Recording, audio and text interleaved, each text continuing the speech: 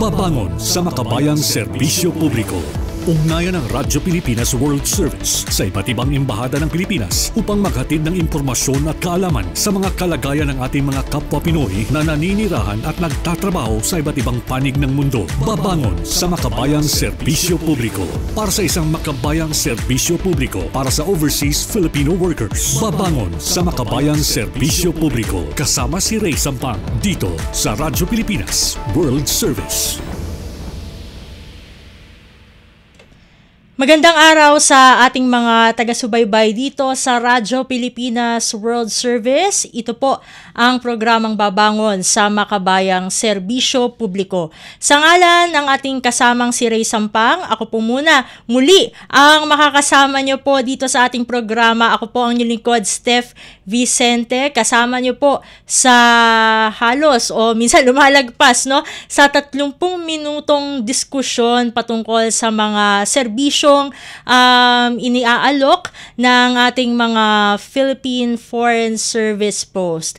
At kasama natin sa ating studio, syempre ang ating technical team na binubuo na Sir Milo Jonella, Ma'am Susan Aison at syempre ni Hiro Lucero. At kasama rin natin si Sir Anthony Pimentel. Sa live stream, ang in charge naman sa live streaming natin ngayon ay si kasamang Win Peñano. Ayun. At para naman po ulit sa ating mga taga-subaybay, sa mga kakapasok pa lang o baka naghahanap ng platform kung paano po makikinig o makakapanood ng ating programa, nakikita nyo po sa ating crawler sa screen. Search nyo lamang po sa Facebook, Radyo Pilipinas World Service. Magkakaroon po tayo ng replays sa ating YouTube channel. Paabang-abang na lang po mamaya dahil i-repost po natin, i-re-upload natin itong programa nating Babangon sa makabayang serbisyo publiko. Doon naman sa mga hindi makakapanood ng video at audio lamang, sa audio lamang makakasubaybay sa atin, ay meron tayong Evox PBS receiver. Kapag po kayo ay naka-Android, pwede kayong mag-download dito sa Google Play Store, at kung kayo naman ay naka-iPhone, ay doon naman kayo sa App Store. Ayan. So, ano bang bansa ang ating itatampok sa araw na ito? Ang itatampok po natin na bansa ngayon para sa ating programa, sa edisyon ng ating programang Babangon sa makabayang serbisyo publiko ay ang Turkiye o yung dati pong Turkey para sa mga hindi nakakaalam. At para sa unang bahagi ng ating programa ay kasama na natin ngayon via Zoom ang ating Philippine Ambassador to Turkiye, walang iba kundi si His Excellency Henry S. Bensurto Jr. Ambassador Bensurto, welcome po sa Babangon sa makabayang serbisyo publiko. Si Steph Vicente po ito ng Radyo Pilipinas World Service. Ambassador? Ayun. Naririnig po ako, Ambassador? Yan. Okay. Kanina medyo hindi. Hi! Magandang hapon sa inyo, Steph. Magandang hapon sa mga tagapakinig ninyo. Hindi lang sa Pilipinas, kundi sa buong mundo. Because I know you're being listened to all over where there are Filipinos. So magandang hapon, magandang umaga, magandang gabi sa lahat ng mga Pilipino. Yes po, Ambassador. Thank you po for gracing our program po today. Hindi na po ako magpapatumpik-tumpik. Diretso na po ako kagad sa ating unang question. Kasi nabanggit ko nga po kanina na Turkiye po ang i-feature po nating bansa dito sa Babangon sa makabayang serbisyo publiko. So, Ambassador, paano nyo po ba mailalarawan ang relationship po, yung ugnayan sa pagitan ng Pilipinas at ng Turkiye? Geographically, parang napakalayo ng bansang Pilipinas at bansang Turkey. Just for our listeners, ang Turkey po ay nandoon po sa may bandang Europa at Asia. So, it's about mga 11, 12, 13 hours depending on the headwind or tailwind. Yan po ang distansya ng Pilipinas at at Turkey. Ganyan po kalayo. Ngunit sa pamamagitan naman ng teknolohiya, napa-ikli na natin po yan, ang distansya na yan. At translated po in our relations, napakaganda po ng ating relations sa Turkey. We have that relationship with Turkey for more than 75 years. Actually, to be exact, mga 76 years. We just celebrated our 75th year last year, June 13, 1949 to be exact. No? Yan yung ating establishment of diplomatic relations. So, we're on our 76th year. So, in terms of our relations with Turkey, napakahalaga po ng ating relasyon sa Turkey. Not only because of the ito po yung trend, growing population or number of Filipino nationals in Turkey, but on the political, security, and economic po.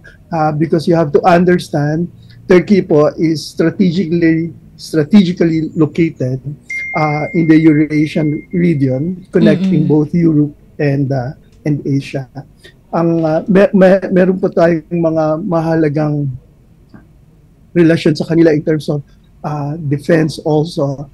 Kung naalala niyo po, we just celebrated our Independence Day at nagkaroon ng parada, exhibition, and every now and then na ipapakita po natin yung attack helicopters na kinuha natin. So we bought some attack helicopters para sa depensa ng ating bayan, no?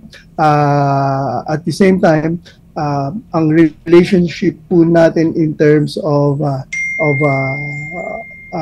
defense is not just about arms. It's also about training. It's about understanding different technologies that can be used by both countries. But it's also not just defense, it's also economic and cultural. No? Cultural, we know Turkey, next to Israel, has the most number of biblical sites. So and for a country like ours, who are Christians, and as we try to understand our religion and spirituality, and we go deeper into that, we will understand that most of these biblical sites are actually found in Turkey. So in terms of cultural exchange and people-to-people relations, this is growing. It's not important in terms of the number of Filipinos right now, but the trend, in terms of the trend. So how it's going to be in the future. And so our relationship is also growing in that direction. So there's more consciousness, there's more awareness. Turkey has been there to help us in the peace process in Mindanao. At the same time, nung nagkaroon po ng earthquake dito in 2023 sa Turkey, we sent more than 80 rescuers immediately po, and they helped the government. And yung government po ng Turkey will never forget what we have done in terms of those rescue mission that we provided in times of need. Of course, this is our way of returning the kindness that they have shown to us also nung nagkaroon tayo ng Typhoon Yolanda. They were also there in the Philippines helping us. And so so in a way, this is the paradox of tragedy. That those tragedies, we don't want them, but they made us closer. And both the Philippines and Turkey were situated in the ring of fire. So like the Philippines na may mga earthquake, were in that so-called ring of fire. Turkey is also in that situation. Kasi yung kanyang geology, Steph, part ng kanyang country, yung geological plate niya is Asian plate and the other part is European plate. Literally. So literally, a part of Turkey is in Europe and another part is in Asia. And then there's just a trough that separates the two. Ito yung tinatawag, nandoon siya mismo, yung tinatawag natin dyan yung mga earthquake, yung lines, no? Yung nandun sa Bosphorus Strait. So in a way, what I'm saying is, we have similar geological situation. We have the same threat, nature-wise, And so these circumstances have brought the two countries closer, Steph. So this is where we are. What's important is where we are going also. And so that is something that we are looking forward to and be helpful in terms of shaping the direction of the two countries' relations. And critical at that would be the people-to-people relations also. Thank you for sharing that po, Ambassador. Ito naman po ang aking next question po para sa inyo. Para sa mga hindi po nakakaalam, ano po yung sakop no, ng consular jurisdiction po ng ating embahada? Ay, salamat, Steph. Oo. Bilang ambassador po sa Turkey, ang aking jurisdiction, hindi lang po ako ambassador sa Turkey. Ako rin po ay non-resident ambassador sa bansang Azerbaijan at sa bansang Georgia. So these three countries are in that location called Eurasia. Ayun. Yung three countries na nasa Eurasia ay ayun, sakop na po ng ating embahada sa Ankara. Ito naman po, Ambassador, ayun, ito na tayo sa ating mga kababayan, no? Patungkol naman sa ating mga kababayan na nandun sa Turkey po, no? Ilan pong mga Pilipino, both living and working po, no? Na nandyan sa Turkey. Sa bansang Turkey, all over, we have more than 6,000. Although a few years ago, last year even, it was just 5,000 or more. We're now at the level of 6,000 in Turkey. So most of these Filipinos are situated in Istanbul, essentially, and the rest are scattered all over.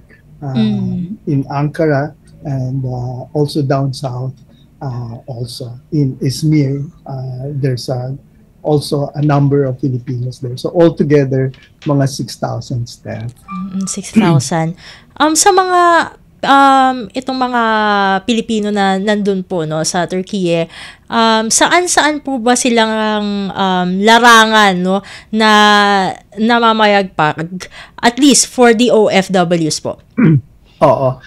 For the most part, Steph, they're part of the household. So, in effect, household workers or nannies, many of them.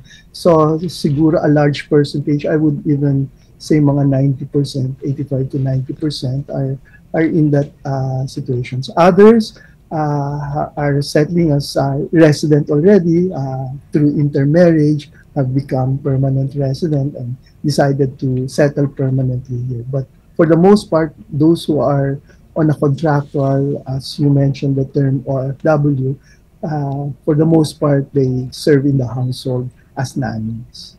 And speaking of that po, ano po yung image naman po ng mga Pilipino po no dun sa mga taga Turkey po no, especially dun sa work ethics?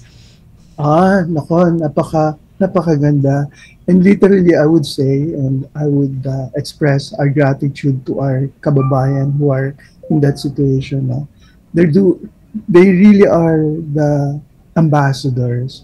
And because of them, the way they do things, how they work, the qualities that they have shown in terms of their work, they have provided the Philippines a very good name actively. And so, maganda po yung impression ng mga Turkish about the Philippines through our Filipina kababayans also. In fact, they are very much in demand because when they get a household worker or a nanny, by the way, because getting a nanny, no, Steph, napaka grabing pagtitiwala yun kasi yung anak mo ibibigay mo for the next 8 hours no sa ibang tao. So it requires a lot of trust and confidence.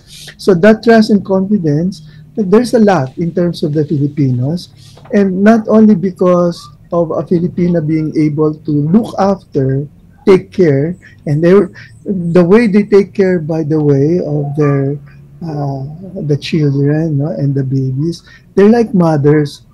Parang natural, so natural. The human care, the motherly instinct is there and it comes out naturally. And the parents of the children felt that. I just thought I have to mention that because it's a big element in terms of the expression, the humanity that every Filipino is able to show in terms of taking care of the children of these Turkish parents. But it's more than that, alam mo, Steph, kasi from their perspective, hindi lang sila may nanny, meron din silang teacher. Napaka-natural for Filipinas to be a teacher. And for those of them, many of them who are college graduates, hindi lang sila nagtuturo ng magandang asal, nag-aalaga, nagtuturo sila ng Ingles. So from them, natututo ng language yung bata. So instead of enrolling them in an English school, can you imagine? They're also learning English in the house, 24 hours a day, literally. And then kung meron pa, because I met an employer who was very, very proud. By chance lang to, I was buying some stuff in a grocery, and in the line, merong Filipino. And then when she learned that I was from the Philippines, wala naman akong tanong, very ecstatic, no? My nanny is a computer science graduate and a BS math. So my kids are learning English, they're being taken care of, they're learning computer at an early age, and they have become math tutor. Hindi lang 3-in-1, 4-in-1. And that's representative, generally speaking, of many Filipina workers or expatriates in Turkey, Steph. Ito naman po, Ambassador, syempre, of course, kung may good side po, no, yun narinig po natin ngayon na about sa tingin po, no. Syempre, yung mga kababayan po natin ay for sure kahit papaano ay nakaka-encounter ng mga problems, no, sa kanilang pamumuhay o pamamalagi po sa Turkey po. So ano po yung mga common problems po na ito na idudulog po sa embahada? Oo. Steph, thank you for asking that, and tama ka nga, no? Kung may maganda, syempre, humanly speaking, there will always be may mga ganitong situation. And part of that, yung mga ganitong situation, of course, as they become competitive, unang-una, yung mga employers, dahil nahihirapan din silang kumuha, kasi hindi basa-basa, and not all can have the ability to get, no? So may nagpa-pirate, they don't go, and we need at some point someday we need to have a labor agreement with them, perhaps. So this is something that's up there, no, down the line. We're looking at that possibility. And so when they pirate, they recruit. So may mga direct recruitment na nangyayari, and they don't pass through government contracts, no, unfortunately. So what I'm saying, pirating, they pirate not from the Philippines, but mga household workers who are working in Hong Kong, for example, yung mga Filipino domestic helpers doon who na may nakita sa Facebook advertisement, may nangangailangan, and then yung sweldo, because yung salary ng mga Filipinas dito mas malaki kumpara sa Pilipinas, sa ibang bayan, no? So ang average dito is something like 1,000 and up, no? And therefore it becomes so attractive. So yung mga Pilipina, they just go directly, and then pero wala namang necessary permit. So what happens, pagka ganyang wala kang permit, you're vulnerable to immigration rules, and yun yung isa. Pangalawa, yung nasa Turkey na rin mismo, sometimes they are adventurers, so they go out of pumasok sila na may legal, may kontrata, everything is may papel, they have a status, but suddenly maybe hindi sila nagkaunawaan, and instead of going through the process again, make shortcuts, no? Yung parang transfer na lang ako, ang daming nangangailangan, there's a lot of demand, and so they can transfer immediately, and then when they transfer without going through the process, then that becomes a problem, because pag hindi dumaan sa tamang proseso, then yung status nila is actually considered illegal, because when you come on a specific contract, your status is limited to that particular contract, to that particular employer. If you have to transfer to another employer, that's considered a new contract, and that new contract will have to pass through government process in Turkey. And so without that government process and government approval, if you are no longer serving your original status, then you are considered out of status and therefore illegal. And that will subject you sa deportation. So in a sense, that creates some problems sa mga Pilipina. Of course, the apprehension, the anxiety,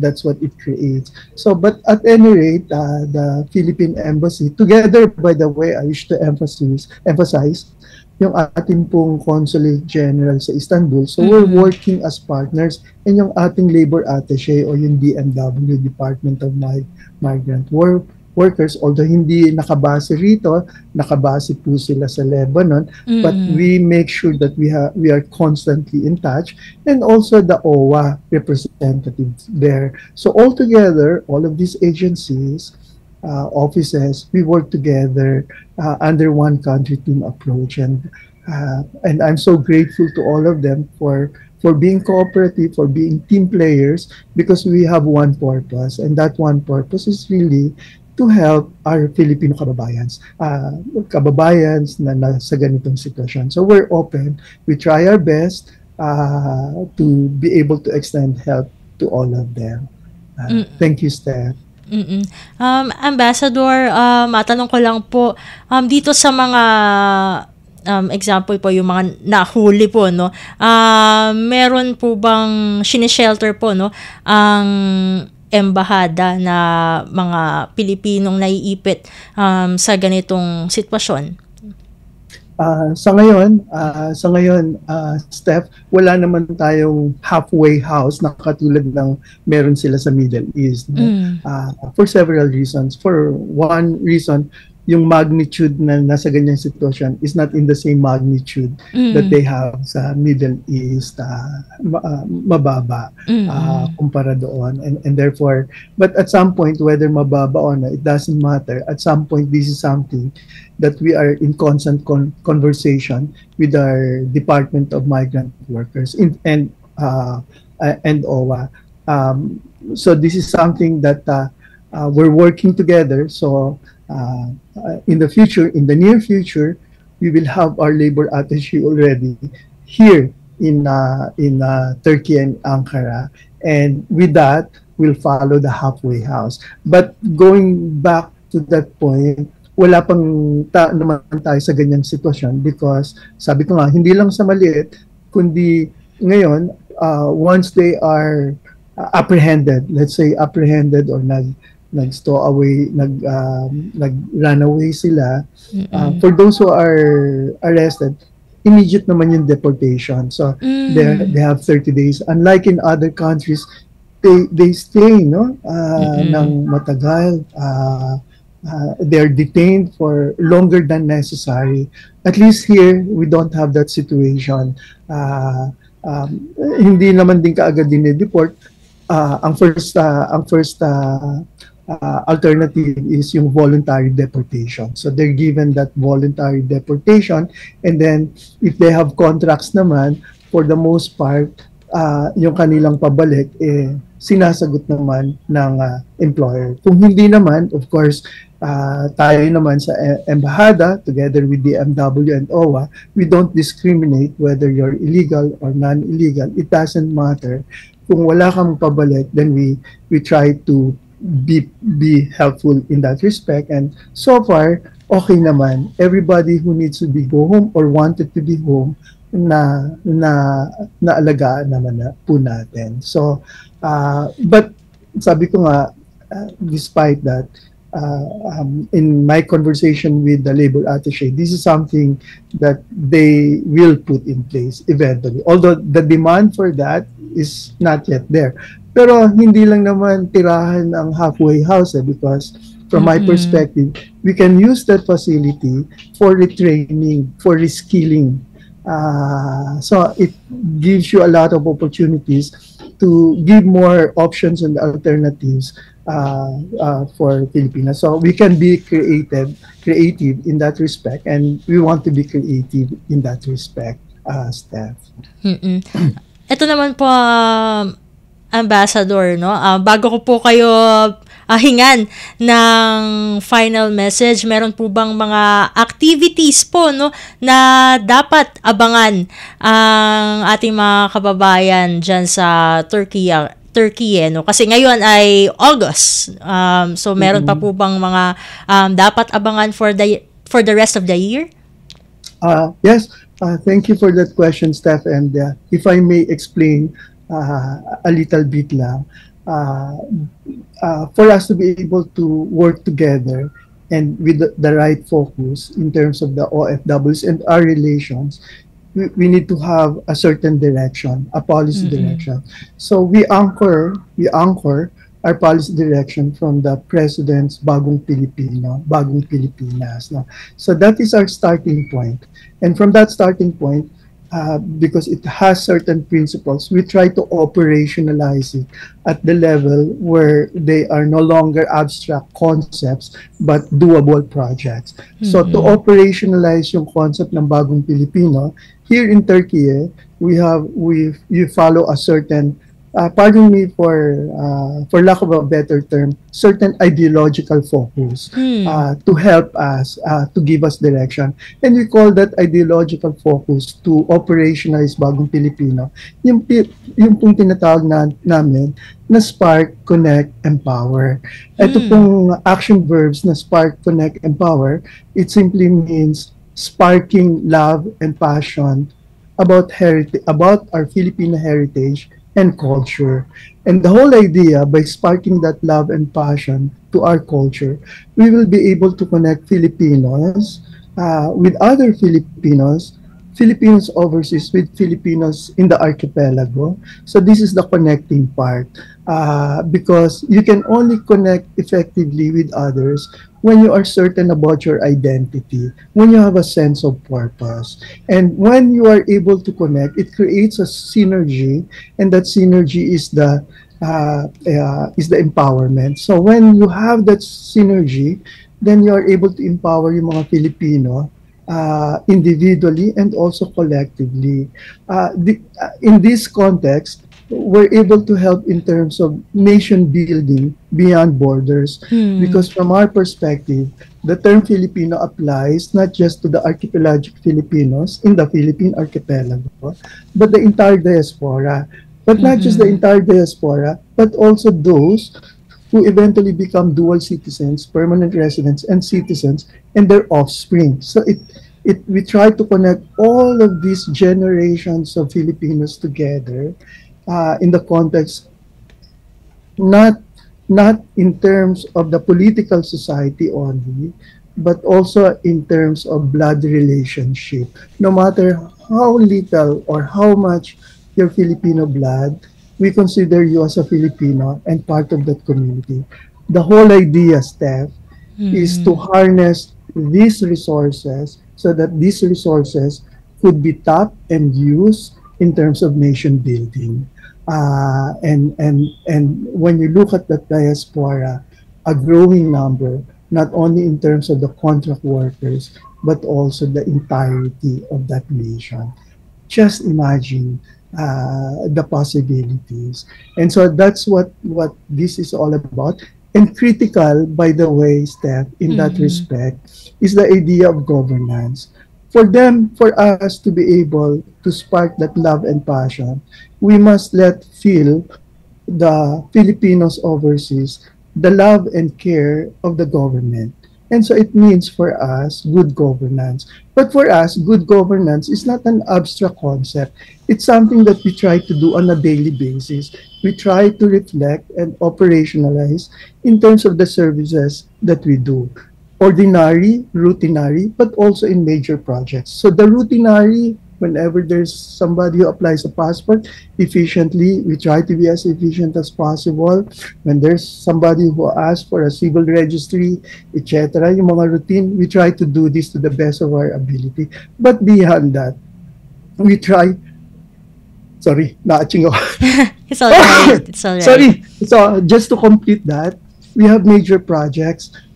So if you look at the website, by the way, you have a Facebook account. And embarrassing. It's all right. No worries po. So we have so last year we began with this concept of bringing talents from the Philippines, world class. So we had the Nightingales in our Independence Day celebration last year. And then we followed that with a concert by Ryan Cayabyab. He came here with his son, Toma Cayabyab. And together, they conducted the orchestra of Ankara. Can you imagine? And then our world-class pianist, si Abel, who came here and played piano. So we're able to project that Filipinos, we have a rich culture. The whole idea, by the way, Steph, and this is part of the Spark Connect Empower, just to explain, this is the best protection we can give to every Filipino and Filipino out there. If their employers understand that behind that person that they are employing is a real person, not a machine, but a person with a rich cultural heritage behind him, then it will trigger respect, because now they understand that this person has dignity, and part of that dignity is that rich culture. And when they understand that dignity, it will necessarily create that respect, proper treatment. In the long term, you don't have to tell them to respect a person on their own. Understanding the dignity of the human being will necessarily express that respect in terms of correct compensation, correct vacation, proper treatment of a person, not a slave. And so this for us is the more strategic perspective. And so akala lang natin, we're holding cultural events. Of course, these cultural events are intended to elevate the profile of the Filipino community, to make them proud. That's why we have a battle cry. And our battle cry essentially is, Pinay ako, taas noo, Pinoy ako, proud ako. And with that battle cry, we want every Filipino to feel that the dignity of the work, no matter what work they do, for as long as it's honest and they do it correctly with the right intention, that's dignity of work. That's dignity of every Filipino. And whenever they'll do this, they are effective ambassadors of the Philippines, and they create the right impression, and that right impression will necessarily create the right treatment by their employers. So, going back, sorry for this long answer to your particular question, what do they expect? Linggo ng wika po ng Agosto. So we are in discussion with our community in terms of another activity to elevate our profile. We're also using, by the way, we are also chairman of the ASEAN, in every country kasi may ASEAN, no? And what a nice coincidence, we're also chairman of the ASEAN next year, no? Yes. And so here in Ankara, we're also the chair. And so on August 21, we're going to hold as chair, because I am chair, we're going to hold a flag raising of ASEAN. And we will use that activity as a platform to project how we Filipinos conduct ourselves in the context of the larger family called ASEAN. So we want to do this correctly, because we know that this will reflect back in terms of those Filipinos. My last point on that step, sorry for the long answer. This dignity that we're trying to create for every Filipino, wherever they are. We thought that when they respect themselves, when they're not, when they are proud of being a Filipino, when they know that government is with them, that that the government is not an enemy but a partner, that we work together, this is going to be good for them. It gives them confidence, it inspires them, and they are able to do their work. And this is possible only when we don't wait for them to come to us, but government goes out and connect with them. This is how we try to do. Thank you, Steph. Thank you so much, Ambassador. Aside from that po, parang pang final message na actually po ang inyo nabanggit. Pero baka may gusto pa po kayong sabihin po, lalong-lalo na sa ating Filipino community dyan sa Turkey. Thank you, Steph. I just want to thank you. Actually, you serve. Actually, yung ginagawa nyo rin by giving us this forum, where you're giving us a platform by which we're able to connect with the Filipinos, no? And through you, we're able to tell them what we are doing, how we value them, and make ourselves visible. Thank you for that. And my message to the community, salamat po sa Filipino community dito sa Turkey. Because of you, we create a good impression of this country. We create a good impression of what a true Filipino is all about. Thank you for your contribution.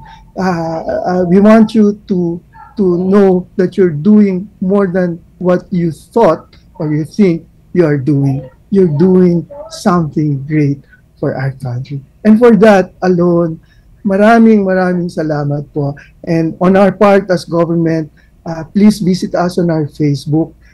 If you need help po, we are here 24/7. Thank you very much, Steph. And with that, maraming salamat po muli, Ambassador Bensurto, for gracing our program. It's our, kumbaga, isang malaking karangalan po na makasama po namin kayo dito sa aming programa. At yun, para sa ating mga tagapakinig, ay nakasama po natin si His Excellency Henry S. Bensurto Jr., ang ating Philippine Ambassador to Turkey. Magbabalik po ang programang Babangon sa Makabayang Serbisyo Publiko makalipas ang ilang paalala. Paliwanag mo sa tao na hindi totoo yan. Dahil ang totoo, yung totoo ang dapat ninyong malaman. Nagkalat sa internet ang fake news o mali at fake news. Tinatakot niyo yung tao. What they are doing is creating panic. We say no. Yung pagkalat ng fake news. And some of it's dangerous. Sana iwasan po natin pag-spread ng fake news. At di magpapakalat ng disinformation at misinformation ang kasulukuyang administrasyon. Stop telling us fake news because you're wrong. Para sa totoo at mapagkakatiwalaang mga balita at impormasyon, Radyo Pilipinas. Huy, nabiktima ka na ba ng fake news sa panahon ng digital media? Learn how to spot fake news. Check the source. Kung di legit, dapat magduda. Check the purpose. Informative or troll post at clickbait lang. Check the ownership. Mapagkakatiwalaan ba ang pinagkukuhanan nito? Check the time and date. Baka naman outdated na yung news na yan, ha? SPOT. Together, let's spot fake news. Tiyakin ang katotohanan, fake news ay labanan. A friendly message from PCO, DepEd, CHED, DSWD, DILG, PBS at Radyo Pilipinas. At tayo nagbabalik na sa ating programang Babangon sa Makabayang Serbisyo Publiko. Para naman sa ikalawang bahagi ng ating programa, tayo mapalad dahil hindi lang isa, kundi dalawang Philcom leaders po, no, ang ating makakasama mula sa Turkey po. Unang-una po dyan ay si Sir Randy Canlas, ang presidente po ng Overseas Filipino Association in Ankara, at kasama din po natin si Ma'am Bella Rosales po, ang secretary naman ng Phil-Turk Friendship and Solidarity Association. Ayan, magandang araw po sa inyong dalawa. Yes po, magandang araw po, ma'am. Ayun, siguro unahin ko na po muna, no? Si Sir Randy. Ayan, Sir Randy, ilang taon na po kayong nasa Turkey at kamusta po ang naging pamumuhay niyo po roon? Ngayon po ako po ay 8 taon na po dito sa Turkey. Okay naman po ang pamumuhay namin dito sa Turkey na nakakaraos po, nakakapagpaaral po sa ating mga anak. Ano po pala yung trabaho niyo po diyan po sa Turkiya po? Dati po ako ng caregiver, yun po, namatay po yung aking employer, pero hindi po ako binitawan ng kanyang anak at ako po ay kumuha ng driver's license po dito. Kaya po ako sa kasalukuyan po ngayon ako ay driver po. Bago po pala kayo napunta dyan sa Turkey po, taga saan po kayo dito sa Pilipinas? Ako po ay tubong Pampanga, ay napangasawa ko po ay Batangas, ay doon na po kami naninirahan sa Bigayan, Second San Jose, Batangas po. Almost 25 years na po ako doon sa Batangas. Ayan, magawi lang naman po tayo dito naman kay Ma'am Bella. Ayun, same question lang po with Sir Randy. Ilang taon na po kayong nandyan sa Turkey at kumusta po ang naging pamumuhay niyo po roon? Ayun po, ako po ay nasa Turkey ng 10 years at simula po, syempre, mahirap po ang adjustment dahil sa pagkakaiba po ng wika at saka ating culture at klima.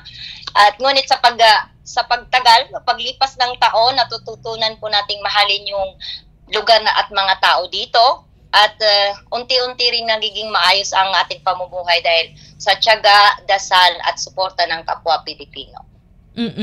Tulad po lang natanong ko po kay Sir Randy, ano po ang inyong trabaho po dyan? At taga saan po kayo dito sa Pilipinas bago po kayo napadpad sa Turkey? Pumasok po ako dito sa Turkey bilang nani. Tapos po ngayon, lumipat po ako ng employer, same pa din po, pero dati is local, Turkish, at lumipat po ako ng employer simula nung umalis po ako sa Turkish kong employer at napunta po ako sa Diplomats. Tapos ngayon, nagtatrabaho po ako bilang household helper. At saka, Pinas po, ako ay tubong Samar, from Northern Samar. Tapos, ngayon po, nasa Cavite na po kami nakatira. Ayan. Ito naman po, balik ulit ako kay Sir Randy. Bilang Pangulo po, no, ng Overseas Filipino Association in Ankara, sa inyo pong perspective, ano po yung nakita nyo po, no, na pakikitungo ng mga Turkish people sa mga Pinoy dyan sa Turkey, at kumusta po ang imahe po ng mga Pilipino dyan? Natanong ko na rin po ito kay Ambassador at maganda daw po ang feedback. Sa aking pong experience, yung pakikitungo ng mga Turkish sa ating mga kababayan, sa akin po ay okay naman po sila, mabait.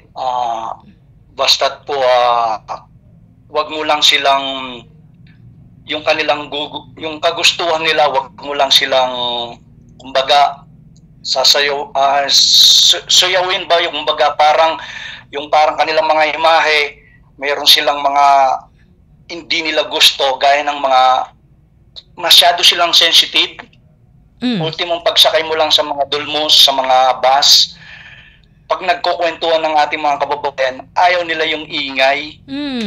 Diyan po sila ay strict. Yung po ang aking na-experience dito sa Turkish. Pero maganda naman po yung ano po, since parang nasubukan na po yung timpla nila, no, ay maganda na po naman po yung pakikitungo naman po, no, sa mga kababayan po natin dyan. Opo, mabait naman po sila. Based po sa aking mga naging nakasama na mga Turkish po. Gawin naman tayo kay Ma'am Bella kasi siya po ay secretary po ng Filtered Friendship and Solidarity Association. Nasa pangalan na po ang ang ginagawi po ng ating diskusyon. So kumusta naman po sa side nyo naman po, Ma'am Bella? Miss Steph, sa pangkalahatan, maganda naman po ang pakikitungo ng mga Turkish sa mga Pilipino at nakikilala tayong mga Pilipino bilang masipag, magalang at maasahan. Pero marami pa rin sa atin, siyempre hindi pa rin nakaka-adapt ng culture ng Turkish, especially dun sa mga bago. So, mayroon talagang nagkakaroon ng problema minsan. Pero siyempre, tayong mga Pilipino ay bilang magalang at maunawain. So, we need to follow kung ano na lang ang ano nila para iwas gulo. Tapos, naiintindihan naman natin na magkaiba yung kultura natin. At saka po, maganda po ang imahe ng mga Pilipino dito. Kaya lang, may pagkakataon talagang, yun nga po, hindi pagkakaintindihan, especially sa language at saka culture. Yun po. So malaking talaga, may impact po talaga kapag hindi pa na-adapt yung language and culture, parang sa normal lang naman po na ugnayan ng mga tao kapag hindi mo pa masyadong kilala ay medyo nangingilag ka pa, parang yes, ganun yung yung sa observations niyo po. Eto naman po, mapunta naman tayo sa inyong mga organization, para mas makilala pa po kayo ng ating mga tagapakinig. Balik ulit tayo kay Sir Randy, bakit at paano po naitatag itong Overseas Filipino Association in Ankara po, At paano po natutulungan ito ang ating mga kababayan? At syempre, curious din po kami, ilan po kayo sa inyong organization? Gaya po itong kung paano naitatag itong organisasyon. Mayroon po tayong isang kababayan dati na binuho po nila bilang APA, hindi po HOFA. Tinatag po nila yon at malapit na pong magsara, nagkaroon po sila ng problema rito. At tapos napagdesisyonan po ng ilang kababayan natin yung namumuno na magkaroon ng panibagong eleksyon na nagkaroon po kami nung alala noong June 2022. Ako naman po ay pinalad bilang Pangulo dito ng Filipino community. Na kami pong mga miyembro na 14 po kaming official ito pong ating organisasyon. Nagkaroon po tayo ng member na ng IDA 155. Marami pa pong mga gusto pang magpa-ID. Porket po wala silang IDA, marami pa rin pong sumusuporta dito sa ating organisasyon. Ito naman pong organisasyon na ito, kung paano natin natutulungan ng mga kababayan. Bilang pong Pangulo ng OFA, ako po ay tinatag ko na magkaroon lagi po ng sports para po lalo nating yung ating mga kababayan na magkaroon sila ng pagkakaisa, mawala ng kanilang mga homesick lalo na pagdating ng Sabado at Linggo. Kaya po binuo natin na magkaroon tayo ng mga paliga ng gaya ng volleyball, basketball.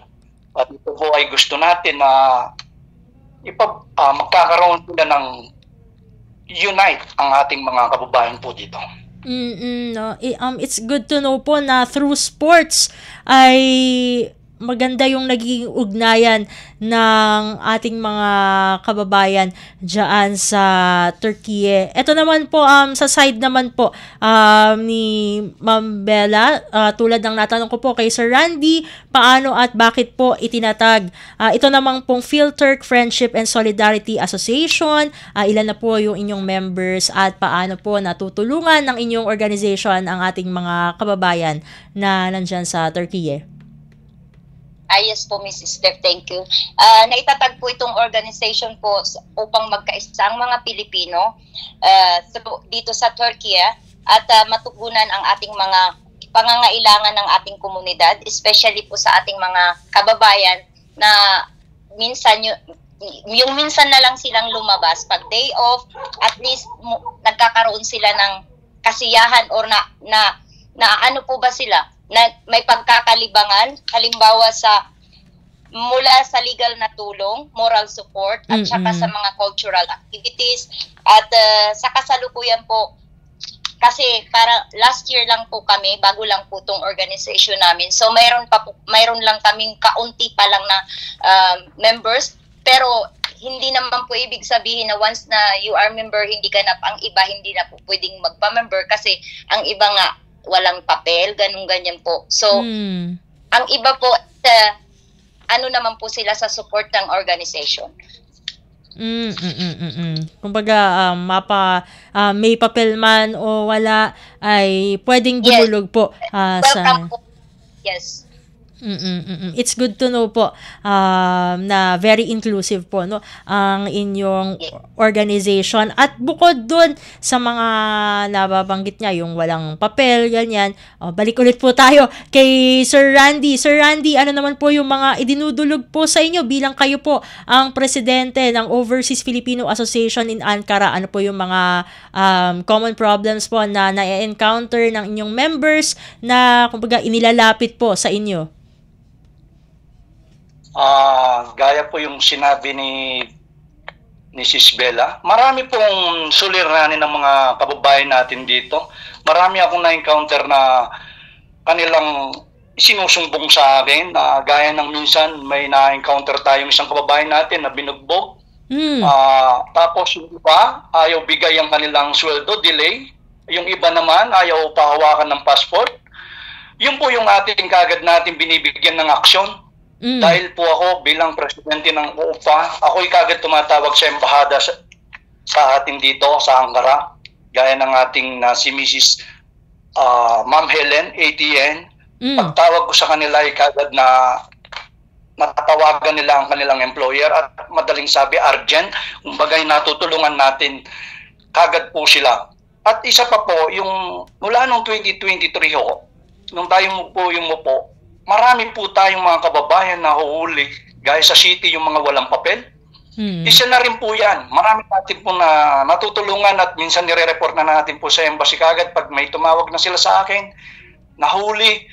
Ito po yung iba, na-upsell to po natin, gaya ng ibang mga kanilang employer na tinatawagan na tapos sina-upsell to. Pero yung mayroon din nakakalungkot ng ating mga kababayan na hindi sila pinalad, talagang matagal nang walang papel dito. Ang nagagawa lang natin ng parahan na magbigay tayo ng tulong sa kanilang pinansyal kung may pondo man ang ating organisasyon. Yun lang po ang aking natutulungan sa ating mga kababayan. Sa side naman po ni Ma'am Bella, ano po yung mga common problems po na naidudulog naman po sa inyong organization na PhilTurk Friendship and Solidarity Association po? Yes po, kagaya po ng nasabi ni Mr. Wawi, kadalasang suliranin po dito ay may kinalaman sa employer and employee issues. At saka, yun nga, yung pagkakasakit, hindi natin maiiwasan kasi ang iba na sobrahan na sila sa pagtatrabaho, kumbaga kasi iniisip pa rin ang pamilya, tapos at saka so far, hindi naman po madami yung suliranin sa domestic abuse. Kaso nga lang, ganitong kaso, pero sinisikap namin na idulog sa agad sa embahada or sa mga legal partners na natin. Tapos may mga volunteers din na nagbibigay ng mga emotional at support at practical help. May mga pagkakataon din pong kailangan ng repatriation assistance at yun po naman ay ginagawan po lahat ng paraan ng ating embahada at nang maiparating po at ginagawa po din namin para maiparating po sa ating ahensya. Yun lang po. At nabanggit na rin po natin ang ating embahada at naging guest po natin kani-kanila lamang si Ambassador. Kay Sir Randy po ulit.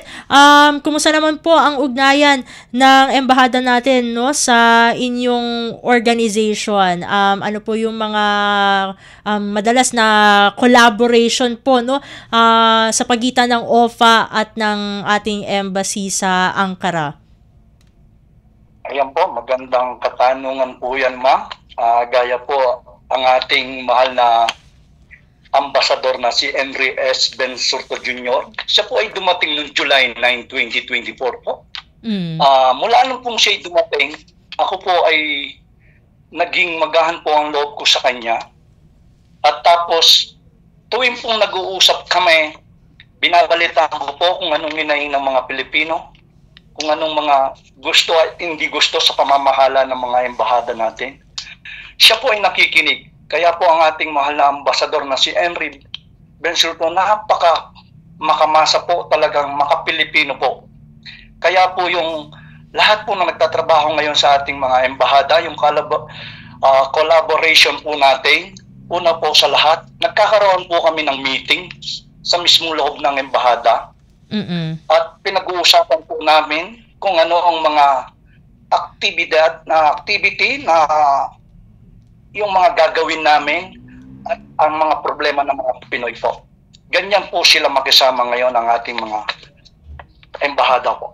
That's good to know po na merong harmonious relationship between OFA and our embassy. Sa side naman po ni Ma'am Bella, kumusta naman po ang ugnayan ng inyong organization sa ating embassy? Yes po. May maganda po kaming ugnayan sa embassy sa Ankara, and nakikipag-ugnayan po kami sa kanila sa mga activities kagaya po ng mga outreach at consular outreach. Kagaya po ng nasabi ni Mr. Wawi, kasi kami po ay parehas na leader at nagkakaroon po kami ng meeting before ng activities sa mga upcoming events. So, mayroon din po kami mga financial and literacy seminars, at may mga panahon ng sakuna or emergency, mabilis po naman tumugon yung embassy, at saka mula po kung may mga endorsement na galing sa mga organization, at we are really thankful to our embassy for their full support. Thank you po. Ayun. Meron na lamang tayong nalalabing mga minuto, no? We're running out of material time. Kunin ko na lamang po ang inyong panghuling mensahe para sa ating mga kababayan diyan sa Turkey. Sir Randy. Bago ko po magkaroon ng mensahe po, marami pong salamat sa inyong pagbigay po ng oras sa amin, sa akin po, na dyan po sa Pilipinas. Magandang hapon po sa lahat nandyan na sa Pilipinas. Ang aking pong mensahe ko dito sa aking mga kababayan dito sa Turkey, OFW, salamat sa inyong pagsuporta bilang Pangulo ng ating community dito, OFA. At ang aking lang masasabi, sana mag-ingat tayong lahat dito sa Turkey at magkaroon tayo ng pagkakaisa at pagtutulungan bawat Pilipino. Salamat po. Ma'am Bella? Okay po. Thank you so much for the privilege. This is the big opportunity for me also. At sa mga nanonood, maraming salamat. At sa lahat po ang aking message lang po sa ating mga kababayan, dito sa Ankara, maraming salamat po sa suporta sa lahat po ng organisasyon po dito.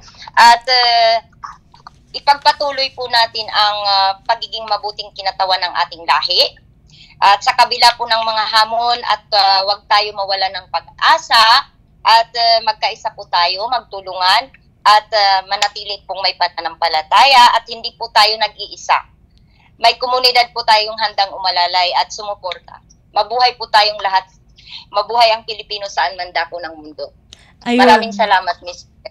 Maraming salamat pong muli, Sir Randy and Ma'am Bella, sa pagbibigay nyo ng oras sa ating programa. At yun, nakasama po natin sina Sir Randy Canlas, ang presidente po ng Overseas Filipino Association sa Ankara, at si Ma'am Bella Rosales, ang secretary naman po ng Phil-Turk Friendship and Solidarity Association. At sa puntong ito, tayo na po ay magpapaalam. Maraming salamat po muli sa ating technical and production staff para maging posible po ang ating programa. Maraming salamat din po sa lahat ng mga sumubaybay sa ating programa, sa ating mga likers, viewers, commenters, at syempre maraming salamat sa ating mga resource person para sa araw na ito. Sa ngalan ng ating kasamang si Ray Sampang, ako pong muli ang inyong lingkod, Steph Vicente. Isang mapagpalang araw po sa ating lahat. Babangon sa makabayang serbisyo publiko. Ugnayan ng Radyo Pilipinas World Service sa iba't ibang embahada ng Pilipinas upang maghatid ng impormasyon at kaalaman sa mga kalagayan ng ating mga kapwa Pinoy na naninirahan at nagtatrabaho sa iba't ibang panig ng mundo. Babangon sa makabayang serbisyo publiko para sa isang makabayang serbisyo publiko para sa overseas Filipino workers. Babangon sa makabayang serbisyo publiko kasama si Ray Sampang dito sa Radyo Pilipinas World Service.